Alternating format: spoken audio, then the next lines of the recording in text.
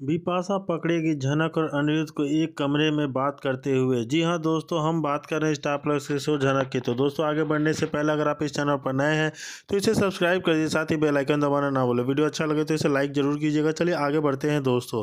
जैसे कि झनक के अपकमिंग अपडेट्स बताने वाले हैं, चलिए आगे बढ़ते हैं दोस्तों। झनक सीरियल में अभी तक आपने यह देखा है कि जहाँ पर झनक और अनिरुद्ध बात ही कर रहे होते हैं कि अनिरुद्ध झनक को समझा रहा होता है कि तुम किसी के बहकावे में आकर छोटाउन की शादी में जाने से मना मत कर देना। जनक बोलती है कि कोई छोटी बच्ची नहीं हूँ जो किसी के बहकावे में आ जाऊँ, और मैं आपके बहकावे में पहले भी आ चुकी हूँ, अब नहीं जाऊँगी। अगर अर्ची दीदी की तबीयत ठीक रही तो मैं छोटाउन की शादी में जाऊँगी, अगर ठीक नहीं रही तो मैं जाने से पहले सोच लूँगी। वहीं झनक और अनिरुद्ध बातें कर ही रहे होते हैं कि बिपाशा और लाल देख लेते हैं, और झनक अनिरुद्ध से बात कर रही होती है। वहीं पर बिपाशा दोनों की रिकॉर्डिंग करने लगती है। बोलती है ये रिकॉर्डिंग मैं ताई जी को दिखाऊंगी। वहाँ से वह रिकॉर्डिंग करके चली जाती है। बिपाशा यह रिकॉर्डिंग जाकर तनुजा को दिखाती है और बोलती है यह देखो, यह लड़की अनिरुद्ध से बातें कर रही थी। तनुजा सुनती है कि झनक अनिरुद्ध से बात कर रही थी, तो वो झनक के पास जाकर पूछती है कि ये लड़की, तुम अनिरुद्ध से क्या बात कर रही थी, मुझे बताओ। झनक बोलती है आप अपने बेटे से जाकर पूछ लीजिए ना, भले वो मुझसे ऐसा क्या बोलेगा, और मैं उनसे बात नहीं कर रही थी। वही मुझसे मिलने आए थे और बात कर रहे थे, लेकिन मैं यह नहीं बताऊंगी कि वह मुझसे क्या बात कर रहे थे। फिर लाल बोलता है तुम साफ साफ बताओ, तुम अनीस से क्या बात कर रही थी, उसे धमकी दे रही थी क्या। जनक बोलती है आप जो मेरे साथ इतनी सारी बकवास की बातें कर रहे हैं, यह सारी बकवास की बात आप जाकर अपने भाई के साथ करो तो ठीक रहेगा। तनुजा बोलती है कि तुम मुझसे कुछ भी नहीं सुनाना, बस मैं यह चाहती हूँ कि तुम अनी से दूर रहो। अगर वह तुमसे बात भी करता है तो तुम वहाँ से चली जाओ या किसी और को बुला लो, ताकि वह वो पता चल जाएगा कि तुम अनी से क्या बात कर रही हो। क्योंकि अर्ची को पता चलेगा कि तुम फिर से अनिरुद्ध के पास कर रही थी तो बहुत ज़्यादा हर्ट होगी, और मैं नहीं चाहती कि वह तुम्हारी वजह से हर्ट हो जाए। ए लड़की, तुम इतना समझ लो कि किसी भी कीमत पर मैं तुम्हारी अपनी बहू स्वीकार नहीं करूंगी, और से अर्ची भी माँ बनने वाली है, तो इतनी सांस तो नहीं हिल सकता कि तुम अब मेरी बहू बन सको। जनक बोलती है आंटी जी, मुझे भी कोई शौक नहीं है आपके घर की बहू बनने का। बिपाशा बोलती है कि तुमसे कोई शर्म नहीं आती है, अगर तुम नहीं बताओगी तो मैं तुम्हें इस घर से धक्के मार कर बाहर निकाल दूंगी। जनक बोलती है अगर आपको मुझे निकालना है तो निकाल दो, आप मेरे लोग ऐसा मेरे साथ पहले भी कर चुके हो। इससे पहले भी आपने कई सारे मुझे धक्के देकर बाहर निकाल दिया है, और आप लोग मुझे इस घर में नहीं लेकर आए थे, इसलिए आप लोग मेरे सामने यह सारी बकवास मत करो। बिपाशा बोलती है कि मैं कुछ नहीं जानती, ये लड़की, मैं तुम्हारे सामने हाथ जोड़कर बोल रही हूँ, प्लीज़ अनी से दूर रहो, ताकि उसका बच्चा सेफ्टी से कि रहे। क्योंकि अगर तुम मेरे पास जाएगा तो अर्ची को तकलीफ होगी, और अर्ची की प्रेगनेंसी में बहुत तकलीफ सहनी पड़ेगी। तुम हमारे घर से हमेशा क्यों नहीं चली जाती हो, क्यों तुम हमारे सर पर बोझ बनी बैठी हो। जनक बोलती है कि इतनी आसानी से मैं इस घर को छोड़कर नहीं जाऊंगी, जब तक अर्ची दीदी का बच्चा पैदा नहीं हो जाता वो इस घर से छोड़कर नहीं जाऊंगी, और ना ही निकलूंगी। जाने कोलकाता जाने की तैयारी कर रहा होता है, तभी विवान की माँ पूछती है तुम कहाँ जा रहे हो बेटा। विवान बोलता है माँ मैं कोलकाता जा रहा हूँ। विवान की माँ बोलती है तेरे कोलकाता क्यों जाना है तुम्हारी। विवान बोलता है अनिरुद्ध के चाचा की शादी है, उसी के मुझे शामिल होना है। वहीं पे उसकी भाभी बोलती है कि क्या आप अपने बच्चे को आहान को भी लेकर जाओगे। तो विवान बोलता है हाँ भाभी, मैं उसे भी अपने साथ लेकर जाऊंगा। माँ बोलती है पर शादी में घर के बच्चे में ख्याल कौन रखेगा, तुमसे उसे संभाल नहीं पा जाएगा, तुम उसे यहीं छोड़ दो, हम लोग उसे संभाल लेंगे। विवान बोलता है ये वहाँ संभालने के लिए कोई है। विवान की माँ बोलती है कौन है वहाँ। विवान बोलता है जनक बा। जैसे ही बा का जनक का नाम सुनती है तो वह शौक हो जाती है और बोलती है वह लड़की वहाँ कहाँ कर रही है, और भागकर वह कोलकाता चली गई। क्या विवान बा को सारी सच्चाई बताता है कि जनक के साथ क्या हुआ है और कैसे कैसे वह कोलकाता पहुंची है। विवान बा को बोलता है कि बा चाहता हूँ कि जनक को मैं इस घर में लेकर आऊँ, और आपको इससे कोई प्रॉब्लम नहीं होनी चाहिए, क्योंकि मैं आहान के लिए उसे इस घर में लाना चाहता हूँ, और मैं उसे रिक्वेस्ट करूँगा यहाँ वापस आने के लिए। कोलकाता इसी नीयत से जा रहा हूँ ताकि मैं जनक को इस घर में लेकर आ सकूँ, और आप प्लीज़ उसके साथ बुरा व्यवहार मत करना। और बाहर बा उसकी वजह से हमारे घर में कितनी खुशियाँ आई थी, उसी के वजह से मेरी भांजी प्रियांशी को कुलदीप जैसा इतना अच्छा पति मिला। और दोस्तों, क्या आपको लगता है कि आप विवान जनक को वापस गुजरात आने के लिए मना पाएगा या कभी नहीं मना पाएगा।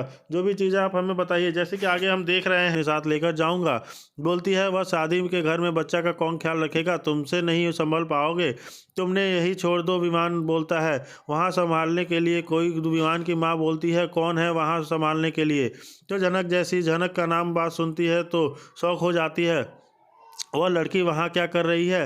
भागकर वह कोलकाता चली गई। विवान सारा सच्चाई बताता है कि वह झनक के साथ क्या हुआ है और कैसे कैसे वह कोलकाता पहुँची है। विवान बोलता है, बा मैं चाहता हूँ कि झनक को मैं इस घर में लेकर आऊँ और आपको इससे कोई प्रॉब्लम भी नहीं होनी चाहिए, क्योंकि मैं आन के लिए उसे इस घर में ले आना चाहता हूँ। उसे रिक्वेस्ट करूँगा आने के लिए। मुल्क कोलकाता इसी नीयत से जा रहा हूँ कि ताकि मैं झनक को इस घर में लेकर आ सकूँ, और आप प्लीज़ उसके साथ कुछ बुरा व्यवहार मत कीजिएगा। कुछ अच्छे से साफ साफ बता दिया। लेकिन यहाँ पे डॉक्टर विवान ऐसा बिल्कुल नहीं होने वाले हैं। खबरें आ रही हैं कि अपने बच्चे के चलते वे झनक से शादी करने के लिए फोर्स करने वाले हैं। जी हाँ, वो झनक को फोर्स करेंगे कि तुम मुझसे शादी कर लो, तुम इस घर में क्यों नौकरानी की तरह काम कर रही हो, तुम मेरे साथ रहना, हम वैसे भी अमेरिका में रहेंगे। और रही बात मेरे परिवार वालों की, तो वो अब बदल चुके हैं, वो अब तुमसे बहुत प्यार करते हैं, सब लोग तुम्हें बहुत मानते हैं, सब लोग तुम्हें बहुत याद करते हैं।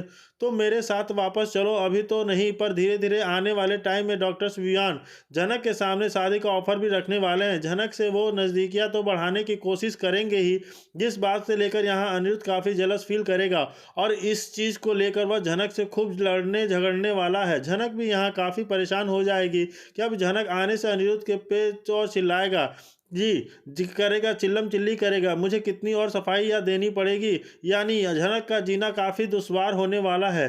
झनक जहाँ जहाँ जाती है उससे उससे लड़ने झगड़ने वाले, प्रॉब्लम क्रिएट करने वाले ऑटोमेटिक पहुँच जाते हैं। दोस्तों यहाँ डरा ही उठाता है। अब झनक ने यहाँ इंसानियत के नाते उसके बच्चे को संभाला, उसके परिवार को देखा। अब यहाँ विवान काफ़ी सेल्फी होता हुआ नजर आएगा अपने बच्चे की खातिर। वह अब झनक की फ्रीडम की खत्म करना चाहता है। जब वह जानता है कि झनक उसकी पत्नी नहीं है, झनक की अपनी आइडेंटिटी है, अपनी लाइफ है, तो वह क्या अब क्यों अपने बच्चे की जिम्मेदारी जानबूझकर झनक पर डालना चाहता है। माना उसके बच्चे को अटैचमेंट हुई थी झनक से, पर इसका मतलब यह नहीं है कि वह झनक की फ्रीडम को ही ले ले। क्योंकि दोस्तों अगर सीरियल झनक में और इसमें तो हमेशा से ऐसे ही दिखाया गया है कि झनक को कोई कभी भी कोई खुशियां नहीं मिलने वाली है।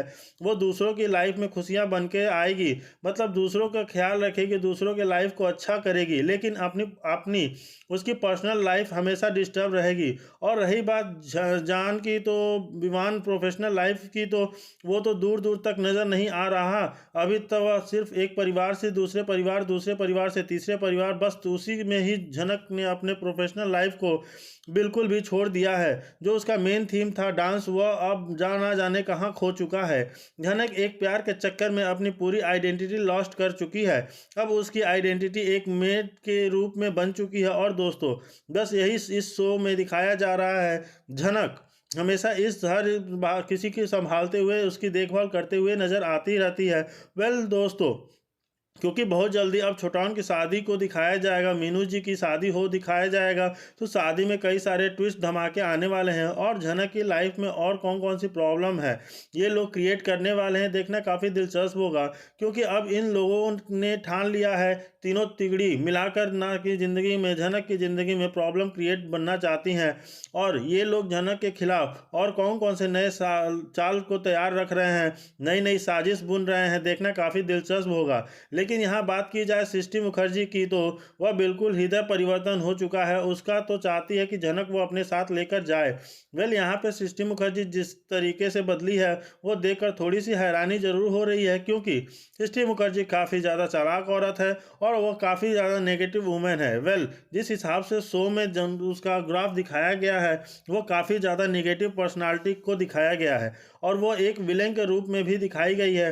तो इतनी अचानक से अपनी बेटी के लिए प्यार उमड़ पाना, यह दाल में कुछ तो काला ही नज़र आ रहा है। और रही बात यहाँ पे अर्शी मुखर्जी की और सृष्टि मुखर्जी की बिल्डिंग, तो वो तो काफ़ी ज़्यादा खट्टा मीठा हो चुका है। इनफैक्ट काफ़ी ज़्यादा खटास पड़ चुकी है दोनों के बीच में, उन दोनों के रिश्ते में।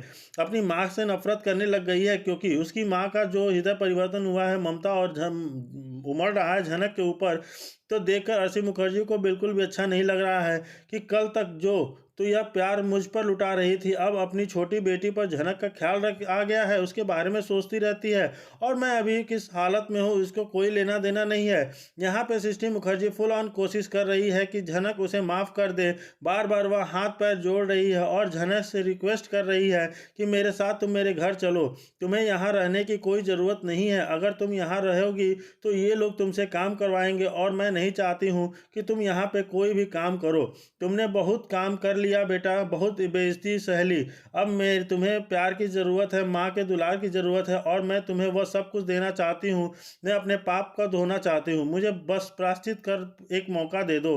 लेकिन यहाँ झनक जो है सृष्टि मुखर्जी की एक घड़ियाली आंसू पर जाने वाली नहीं है। वह अपनी माँ को बहुत अच्छे से जानती है कि अब कब यह बदल जाए कुछ अता पता नहीं है। लेकिन दोस्तों यहाँ झनक के ऊपर भी बहुत बड़ा डाउट है, क्योंकि वह आए दिन ये हर किसी को माफ़ी करती आती है।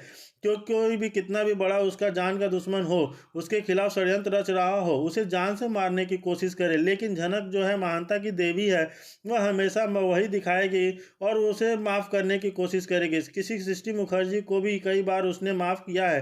अब यहाँ पे तो सृष्टि मुखर्जी खुद हाथ जोड़ रही है, उसके पैर पड़ रही है, उससे गुनाहों की माफ़ी मांग रही है। तो क्या यहाँ पे झनक माफ़ कर देगी सृष्टि मुखर्जी को, अपनी माँ को? क्या वह सृष्टि मुखर्जी के साथ जाने वाली है उसके घर? वेल ऐसा होगा या नहीं होगा, होगा तो यहाँ तो आने वाले एपिसोड में ही क्लियरिटी मिलने वाली है। लेकिन यहाँ पे जो पॉजिटिविटी है और जो दिखाई गई है सृष्टि मुखर्जी के अंदर, यह अभी तक डाइजेस्ट नहीं हो रहा है। ऐसा लग रहा है कि यहाँ पे सृष्टि मुखर्जी चल रही है कोई बहुत बड़ा चाल, जिसमें वह झनक को फंसाना चाहती है। वेल अभी तक झनक फंसी नहीं है, लेकिन जिस दिन उसने विश्वास कर लिया सृष्टि के ऊपर, उस दिन मछली फंस जाएगी जाल में और उसके बाद जो है सृष्टि मुखर्जी अपने तो इस चाल को कामयाब होने होगी। वेल उसकी कौन सी नई यह चाल है, कौन सा षड्यंत्र है उन्होंने बुना हुआ है, अभी तक किसी को आइडिया नहीं है। वेल सृष्टि मुखर्जी के चेहरे पर यह मुखौटा कब उतरेगा, यह तो आने वाले एपिसोड से ही क्लियर होगा। लेकिन फिलहाल यहाँ बात की जा रही है छोटान की शादी के रिलेटेड और इस शादी में अभी बारात को लेकर काफ़ी ज़्यादा डिस्कशन चल रहा है। यहाँ पे